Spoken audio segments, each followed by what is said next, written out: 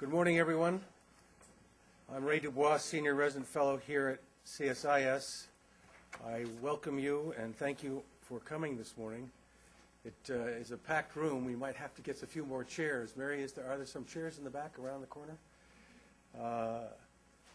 On behalf of John Hamre, who wanted to be here this morning, to welcome Secretary Donnelly, I want to say thank you very much for coming and for addressing this important issue of nuclear stewardship in the Department of the Air Force and the Department of the Army, Department of Defense, excuse me.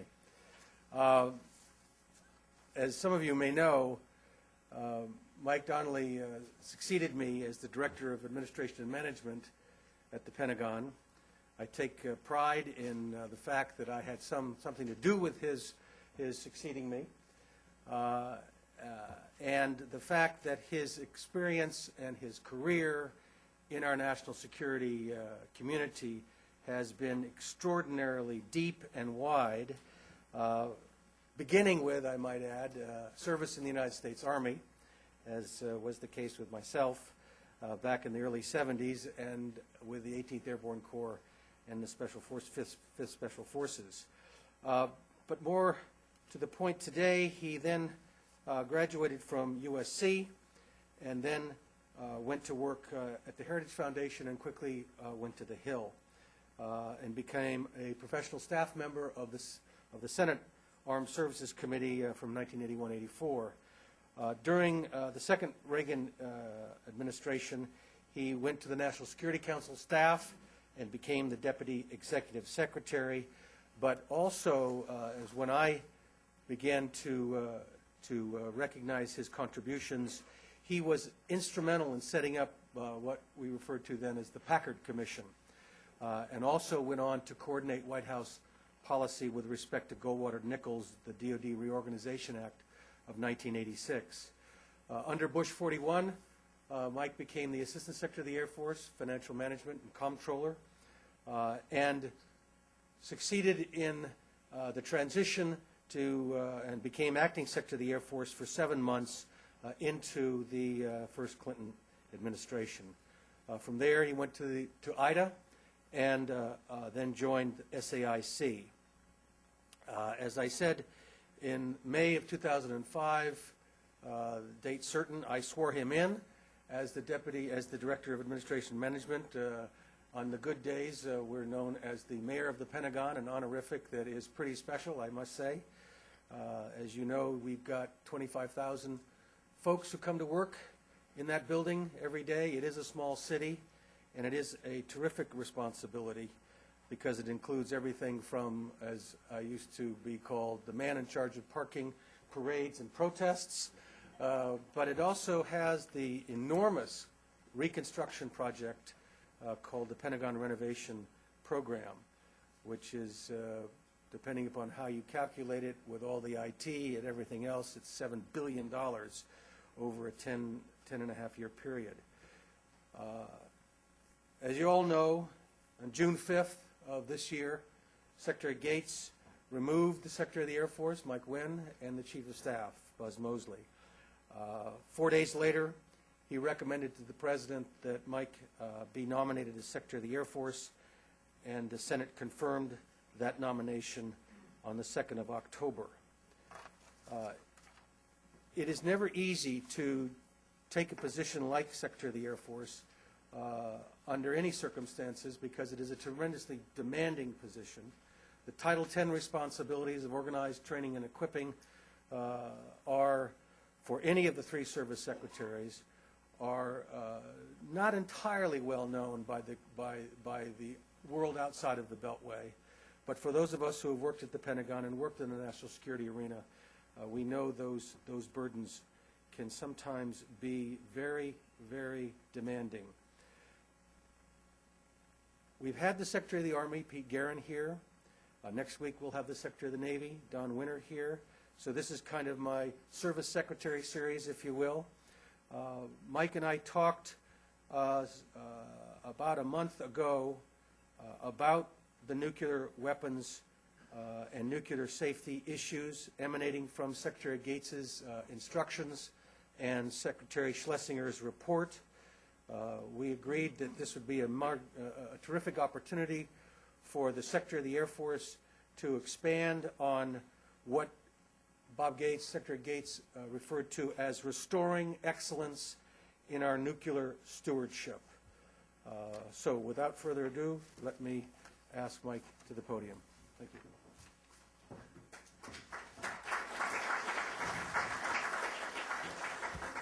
Thanks, Ray. Thanks for the invitation to join you here today. CSIS has long played a leading and bipartisan role in facilitating communication and debate within our national security community and between the U.S. and other countries on a wide range of international security and economic issues. Over the past 30 years or so, I've spent many hours in this building on various committees and panels. Can't count the number of times I've come into this building and pushed B1. So I've been here many times listening to U.S. and foreign leaders discuss the defense and international issues of the day. And I also recognize in this audience many unindicted co-conspirators from the last 30 years of national security work in this city. So it's truly an honor to see so many old faces and to be here with you today. A lot has changed since I last had served as an Assistant Secretary of the Air Force and as Acting Secretary in 1993. So the learning curve has been pretty steep, and it was a pretty sharp turn.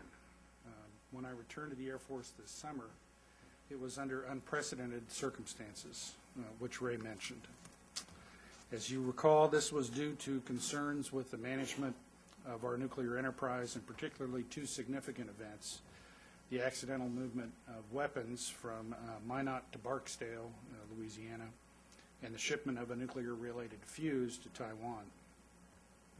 I'd like to spend most of our time this morning addressing efforts by the Air Force leadership to reinvigorate the nuclear enterprise, and then briefly touch on some other work underway to support the transition to a new administration and prepare for the next QDR.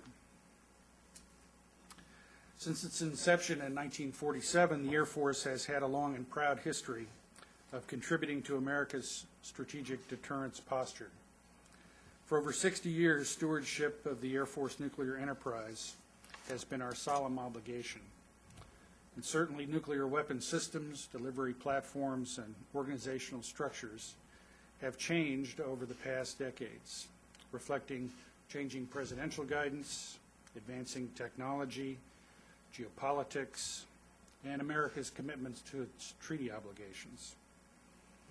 And during the past decades, the nuclear arsenal entrusted to our care has increased and then decreased in size, and its composition has changed in several ways.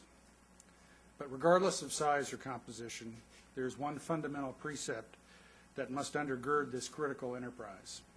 In the nuclear business, precision and reliability must underscore every action by every airman at all times, and perfection must be our standard. As one commander noted, sometimes in the Defense Department we focus on managing risk, but in the nuclear business we need to focus on eliminating risk. This is an important philosophical distinction. Whether one is managing or eliminating risk can lead to very different views on how to organize, train, and equip, and it can lead to different views about how you manage the enterprise and what we need out of our inspections process, for example.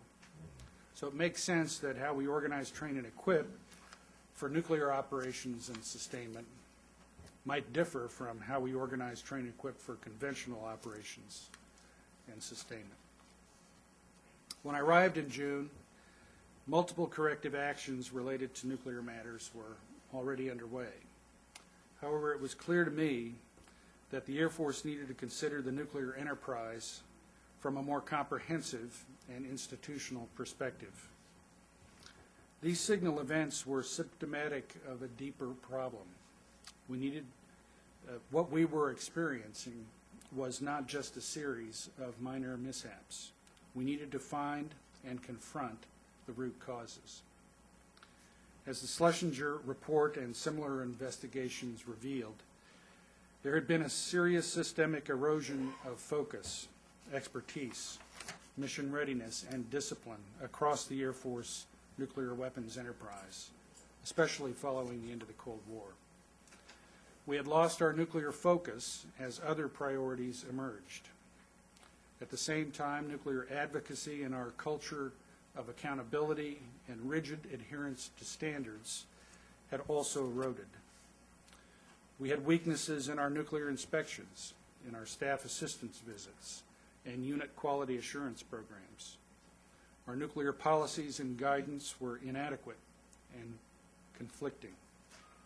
Additionally, there had been reduced priority for the development and management of nuclear subject matter experts, and our nuclear training programs were also inadequate. And underlying all of this was a lack of critical assessment of our state of affairs. In response, we needed a comprehensive approach to problem solving with broad institutional support.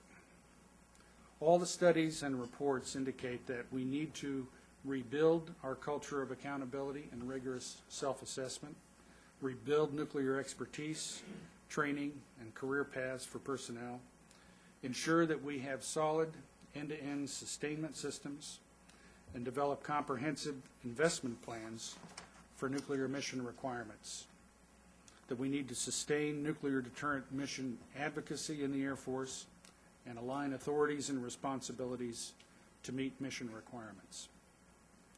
Greater introspection was warranted, and we needed to recognize this situation as a unique opportunity for change. We needed to collaborate with other partners in the nuclear arena as we discuss the way forward. To start these deliberations, General Schwartz and I established an Air Force Nuclear Task Force in late June with the overarching goal of developing a strategic roadmap to rebuild and restore capabilities and especially restore confidence in our stewardship of the nuclear enterprise. Additionally, we held a series of meetings with Air Force leadership, both civilian and military, and with our DoD and interagency partners to gain a shared view of the problems and potential solutions. The results of these efforts are reflected in the Air Force's nuclear roadmap, which we published about a month ago. It is comprehensive, and I believe it is an objective assessment of both root causes and actions required. So I'd like to share with you some of the major results and recommendations included in the roadmap. First, we've established a new A-10 directorate within the Air Force headquarters. This new Air Staff Directorate reports directly to the Air Force Chief of Staff and is responsible for policy oversight and integration of all our nuclear enterprise activities and issues. By elevating nuclear matters as a direct report to the Chief and centralizing all our policy responsibilities into one organization, the A-10 Directorate will increase institutional focus at the headquarters and provide a single point of contact for the management and integration of nuclear issues. We're also using a phased approach to consolidate all nuclear sustainment matters under an expanded nuclear weapons center at Kirtland Air Force Base in New Mexico. This action will clear up previously ambiguous chains of command by transferring nuclear-related program management responsibilities from the Space and Missile Systems Center to the Nuclear Weapons Center. In addition, we are extending positive inventory control over all nuclear-related materials entrusted to Air Force custody. Additionally, we've proposed the establishment of a new major command responsible for all Air Force nuclear operations. This new Global Strike Command would streamline the Air Force's organize, train, and equip functions for our nuclear-capable bombers, essentially the B-2s and B-52s, and ICBMs under a single commander. This means that the nuclear-capable bombers of what is now 8th Air Force and all of what is now in 20th Air Force will report to this new single command. The B-1Bs will remain subordinate to Air Combat Command, as will the ISR and Command and Control aircraft. Splitting the bomber force was a significant decision. This arrangement preserves the tremendous gains we've made over the past 18 years in improving bomber support to theater operations. It's also consistent with the B-1's role as strictly conventional bomber. And it's important to add that the B-52s and B-2s will continue to support conventional operations as they do today when necessary. This approach restores the necessary focus on the nuclear mission, provides a clear chain of command for all Air Force nuclear forces, and allows for one-to-one alignment between operations in Global Strike Command and sustainment with the Nuclear Weapons Center. In essence, the new command has one source for nuclear sustainment, and the Nuclear Weapons Center has one operational customer. The combination also serves U.S. Strategic Command's nuclear deterrence and its global strike missions with dual-capable bombers and an ICBM force that could support STRATCOM's interest in prompt global conventional strike in the future. We plan to stand up Global Strike Command by next September and will announce interim leadership and a provisional location by the end of this calendar year. This stand-up is significant not only because it restores our focus on the nuclear mission and culture, but because it demonstrates our clear commitment to restoring excellence in nuclear matters. Proposing to stand up a new MAGCOM was not a decision that we took lightly, and the entire Air Force leadership is now committed to its success. To improve our processes and procedures for nuclear matters, we're also paying careful attention to the nuclear inspection process. Specifically, the IG has the task of centralizing standards and developing more consistent policies and interpretation of policy across the major commands. This includes development of inspector training and certification programs and creating a core team of nuclear surety inspection inspectors that have the skills, experience, and expertise to carry out these important duties. Our intent is to create a cadre of personnel with in-depth knowledge and expertise. This will ensure that our inspection process can deliver the results we need from it, not only upholding consistent standards, but also benchmarking and tracking performance and sharing best practices across the enterprise. We're also enhancing how we integrate nuclear stewardship across the Air Force. Also in the headquarters, for example, we're consolidating all our nuclear-related program elements into one management portfolio. Our corporate panel process, which addresses resourcing issues in the Air Force, is being revamped to include a panel dedicated to the nuclear mission. These changes will significantly improve our corporate Air Force and leadership visibility into how we're resourcing the nuclear mission area. We'll also establish a new senior civilian position within the Office of the Undersecretary of the Air Force, who will have broad responsibility for policy oversight of nuclear matters. This focused civilian oversight in the Secretariat will ensure strong partnership with the uniformed A-10 function, enabling a comprehensive focus on enterprise management. We're also establishing a nuclear oversight board, chaired by the Chief of Staff and myself. It will establish nuclear-related policies and standards, as well as develop and oversee enterprise-level performance metrics. The board will also review inspection and audit reports pertaining to nuclear matters. And our first order of business will be to oversee the implementation of the roadmap. In addition to these changes, we're taking steps to reorient many of our organizations in the Air Force toward a compliance-based culture. These changes will ensure that the Air Force returns to the standards of excellence in nuclear matters for which it was so well known during the Cold War. In general, our emphasis across the Air Force reflects a back-to-basics approach in accountability, compliance, precision, and reliability. With respect to nuclear matters, we're currently reassessing and rebuilding the requirements for education, training, career development, and force development at all levels. Clearly, steady leadership is crucial to reversing the systemic and cultural decline that devalued this important mission since the end of the Cold War. And although important changes and fixes are underway, we find ourselves at the beginning of what will be a long road of rebuilding Air Force excellence in nuclear matters.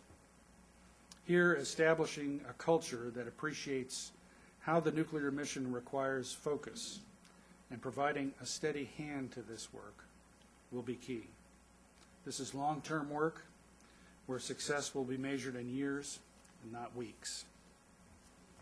As we implement these organizational and structural cultural changes, we must also consider the emerging challenges recently noted by Secretary Gates. More countries in the world have nuclear weapons than at the height of the Cold War, and we must have a credible deterrent force to meet these challenges.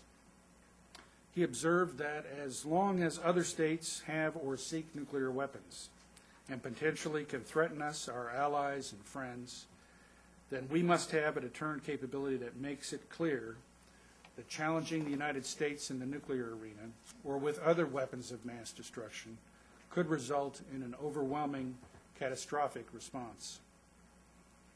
As he also noted, the nation's nuclear weapons complex is aging and expensive, and transformation to a smaller, less costly, and more modern enterprise is necessary.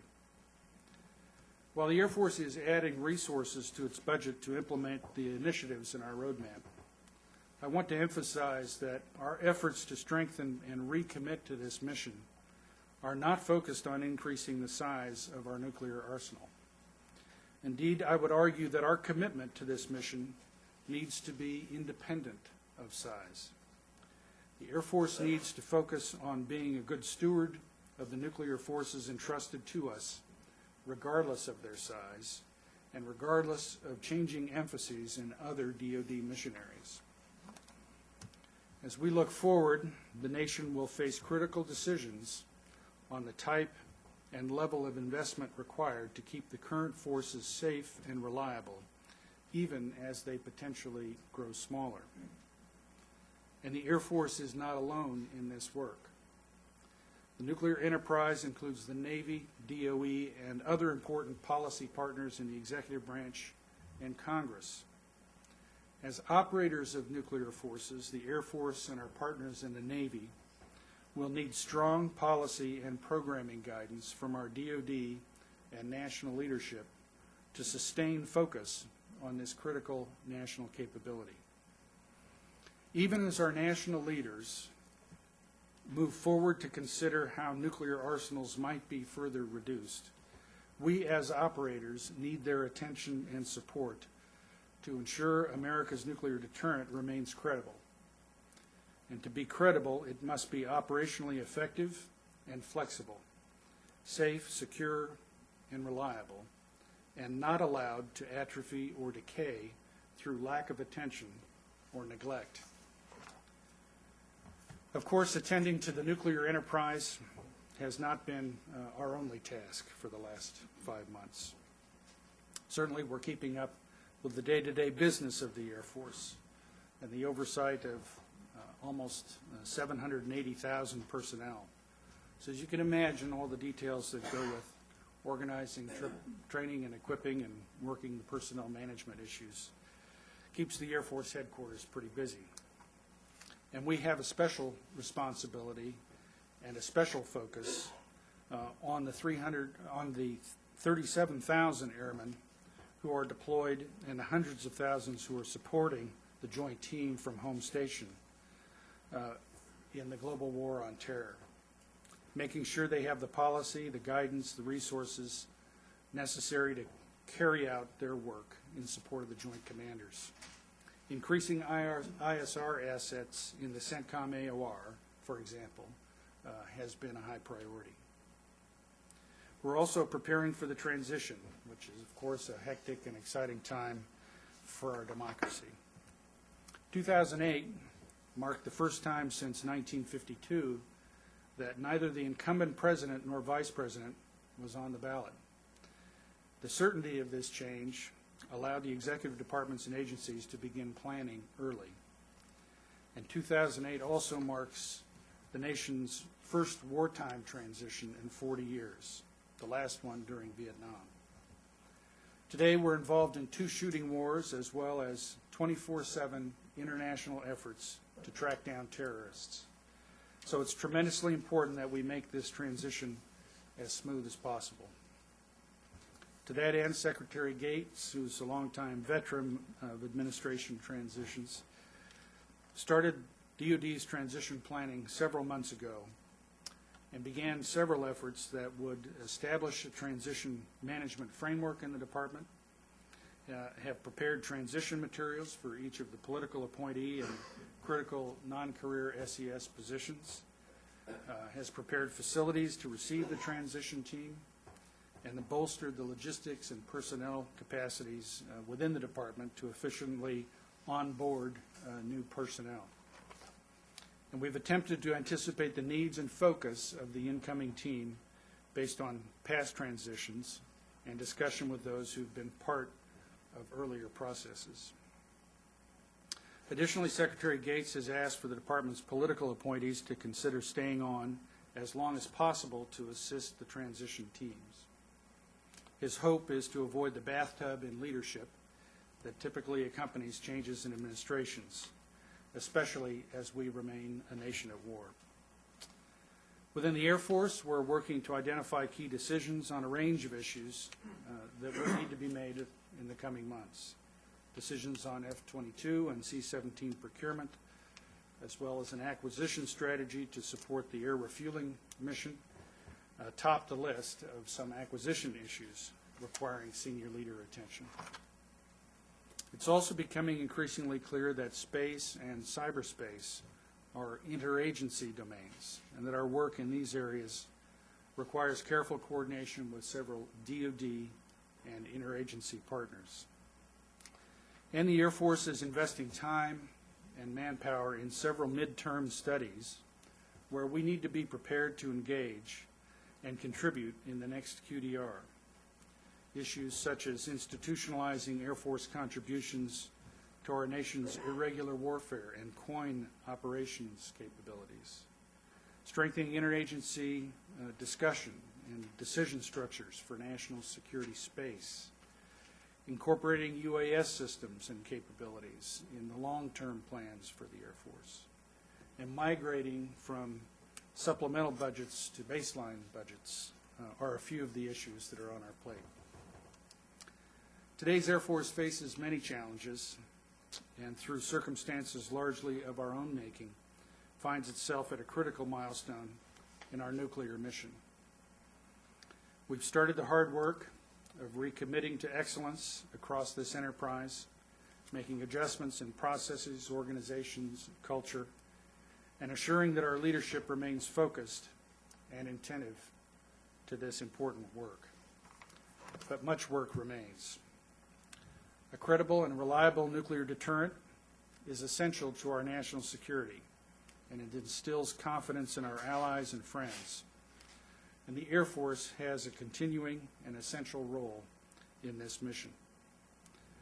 Today, thousands of Americans airmen ensure the readiness of this nuclear arsenal. They operate America's missile fields and train to deliver weapons from nuclear-capable aircraft. They sustain the current nuclear weapon and delivery systems, ensuring the engineering integrity of all these nuclear systems. At the senior leader reaches of the Air Force, our responsibility is to provide these airmen and their civilian counterparts with the appropriate guidance and resources so they can execute their responsibilities in accordance with the standard of perfection demanded by this mission. We're fully committed to this task, and we do appreciate the expertise and the knowledge that many of you in this room offer as we move forward. So thank you for allowing me to join you this morning. I look forward to our discussion. Thank you.